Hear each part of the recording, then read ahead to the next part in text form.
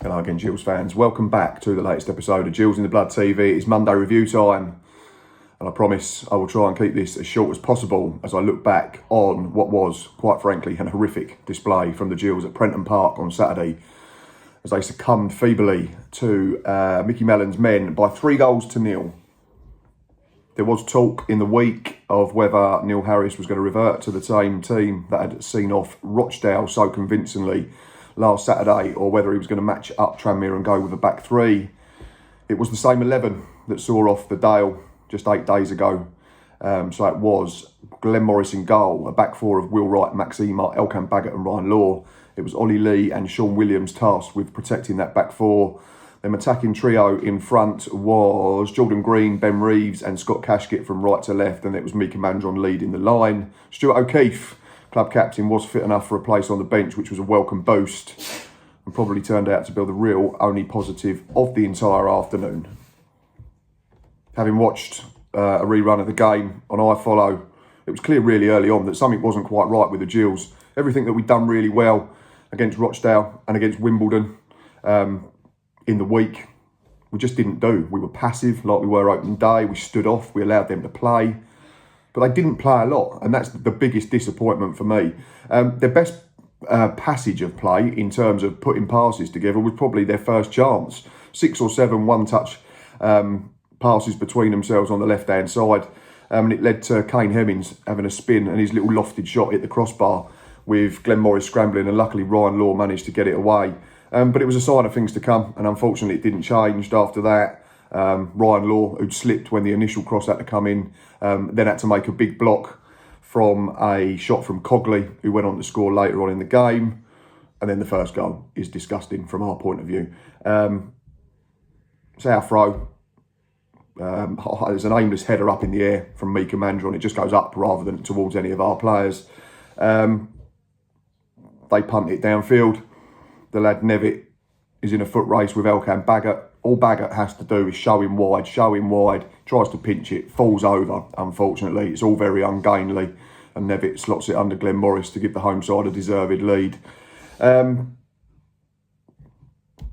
Schoolboy, unfortunately, that's what it is. Didn't make challenges, didn't compete in the middle of the park, allowed the long ball to drop over our shoulder, and then didn't do anything right after there.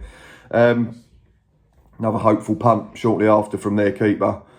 We win the first contact, then Scott Cashkett, really, really weak, doesn't compete.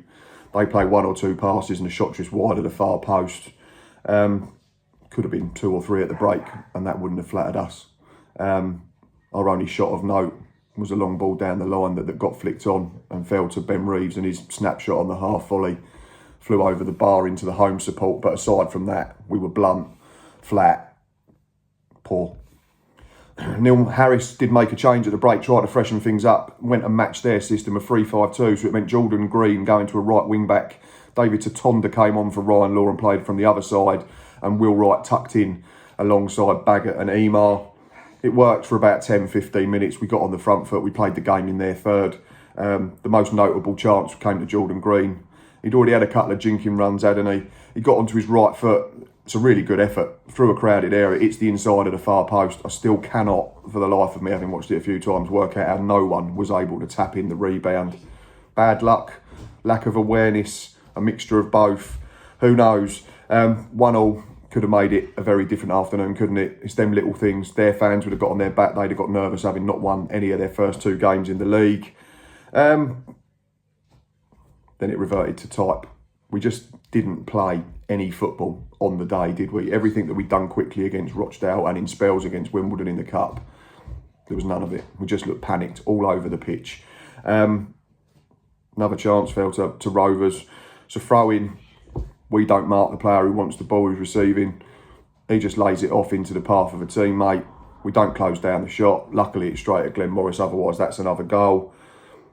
And then there was another goal. It's a long throw down the line. It's not pretty again. It's what we're going to have to come up against in League 2 a lot this season, I'd imagine. It's head tennis.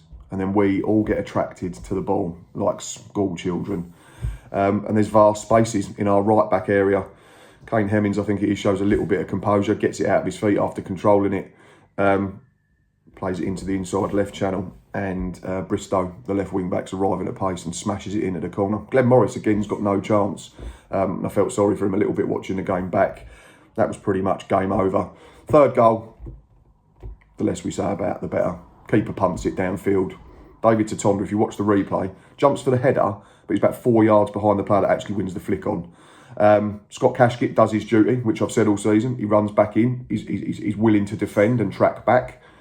Him and Elkan Baggott have got to say something to each other. Either Cashkit takes responsibility and rolls it back to Morris, or Baggott, who I think should take responsibility as he's facing away from his goal, should just clear his lines, put it in the touch, put it over the halfway line, and we set ourselves again. We do neither. They both leave it to each other. And that Crez Cogley, the other wing back, lofts it over Glenn Morris, who's been left in no man's land. 3-0, game, set, a match. Yeah, it's poor. Really, really poor. 3-0. There were still more chances for the home side, unfortunately, and another long ball. I've said that enough in this video. And Elkan Baggott, big air kick, looked panicked, looked like he was having a bad day, and it was affecting him, unfortunately. And he's been very bright in the last couple of games, so we're not going to write him off, but it was a poor day at the office for him and plenty of others, don't get me wrong. Loses out to Hemmings again. Luckily, the shot eventually drifts wide of Glenn Morris's upright. There's 2 half chances for Gills late on, token half chances. Jordan Green stabs one wide. Probably should hit the target, and then decent bit of play into Mika Mandron's feet, and he manages to roll it from left to right foot. It's a good piece of footwork. Gets his shot off, but Carl Jameson blocks it before it causes the keeper any problems. And talking of that keeper, he could have had a deck chair, an ice cream, slippers, read a newspaper, watched a film, because he didn't make a save all afternoon. We didn't have a shot on target all afternoon. And that's back-to-back away games now in the league. And I think we forced opposition keepers into one save. I'm not sitting here saying that coming down from League One, that League Two was going to be a walk in the park and we were going to go up as champions by 10 points. What I do expect from a Gillingham side, and especially Neil Harris, and we'll get on to Neil a bit later on, is from to do the bare minimum, to do the basics, to play for the badge, to compete, to run, to tackle, to want to win, to show desire. I think if any Gills players do watch this, and it's been very quiet on Twitter, hasn't it, for back-to-back away games, how many of them can sit here and say on this Monday morning, with a big week ahead, that they came out with any credit? For me, Glenn Morris, he's conceded 3, but he's got no chance with any of them. Ben Reeves kept trying to make things happen, and Jordan Green was trying to provide an attacking spark. The rest were absolutely horrendous. And I'm not saying them 3 were good. They were most certainly just the best of a bad bunch. But yeah, we were really, really poor. Let's just hope it's a really bad day at the office, a really bad off day.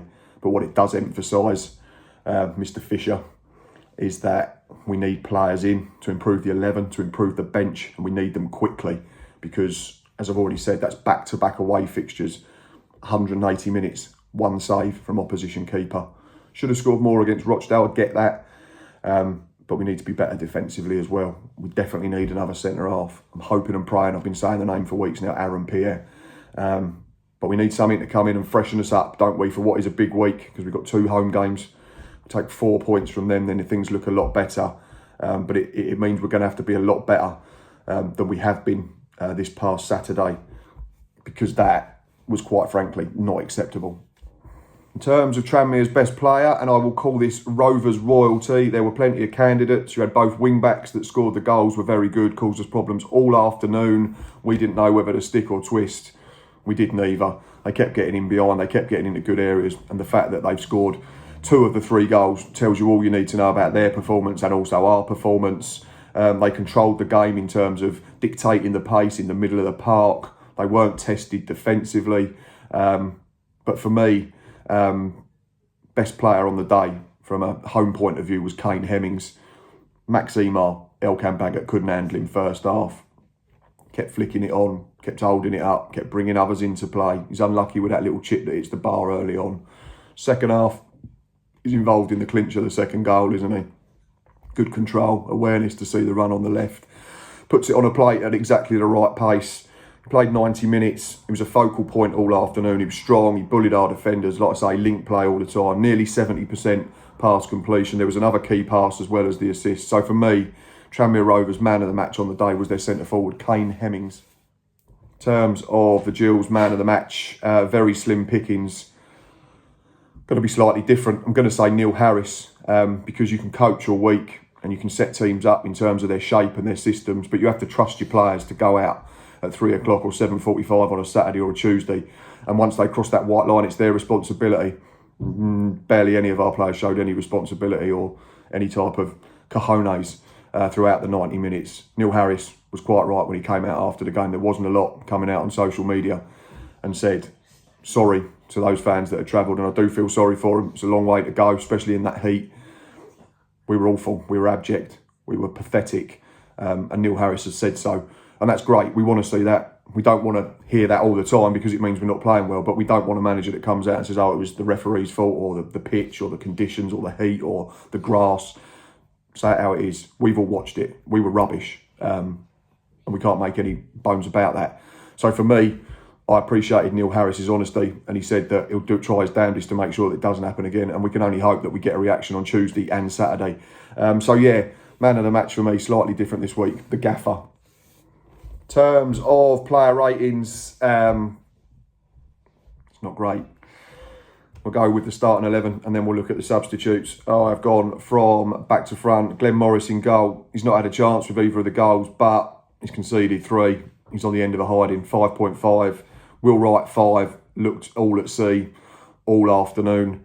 Maxima the same. Elkan Baggott, 4.5, unfortunately for the young man. I've been impressed. Wimbledon away, Rochdale at home, back-to-back wins and clean sheets, but he was all over the show yesterday afternoon. Falls over for the first goal when he's just got to show the bloke wide and away from the goal. His heading was off, his passing was off. He looked like he was playing with a lack of confidence after that first goal. Doesn't talk to his winger for the last one. And generally just got bullied, like I've already said, by Kane Hemmings. So unfortunately a 4.5 for Elkan Baggott. Ryan Law slightly better, a 5, but he got withdrawn at half time. Ollie Lee, for me, is still not a number 8. Didn't influence the game anyway at all, 5. Sean Williams, I've labelled him the composure amongst the chaos a couple of times, but he got overrun as well. Was probably slightly better than Ollie Lee, 5.5. Jordan Green at least kept trying to make things happen. Couple of penalty appeals. Did he go down a bit early? Potentially. And then when the one that we looked like we could have, the referee waved it away. But he hit the inside of the post. He was bright. He kept trying to make things happen. He kept trying to run up and turn around. Gave him a 6. Ben Reeves the same.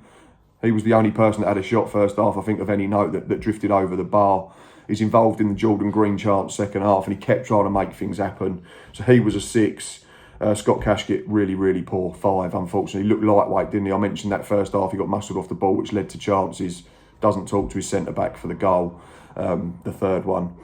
Mika Mandron, a lack of service again. We just went long, aimlessly, it felt like last season a lot of the time, which was a real shame, so gave him a 5. Substitutes, David Tatonda come on at half-time. Was no better, no worse than Ryan Law, 5. Stuart O'Keefe, 5.5, added a bit of bite in the middle of the park. Made a couple of tackles. Good to have him back. That's probably the biggest positive of what was a disgusting afternoon. Lewis Walker, 5.5, won a couple of bits in the air, but didn't have a real chance to get in on goal. And we didn't give a rating to Shea Alexander and Alex McDonald, because only got on for the last 10 minutes. Apologies to you all. If you've sat here and you're still listening now and still watching, then I appreciate it, because I don't like bringing videos having to reflect on performances and results like that. It's not fun. It was meant to be different this season, but that's really concerning. And it's something that we have to change this week. We need bodies in. If we can get 1 or 2 this week and pick up a win against Harrogate, things look better again, but a really, really poor afternoon. And let's hope it was just that. Please keep liking. Please keep subscribing. I need 1 for 2,100 subscribers. Be back Tuesday with Boz and the gang for Matchday Live at home to Harrogate Town. I hope your Monday is not too stressful and you don't get too much grief off of fans of opposition clubs. We'll see you soon. Up the Gills.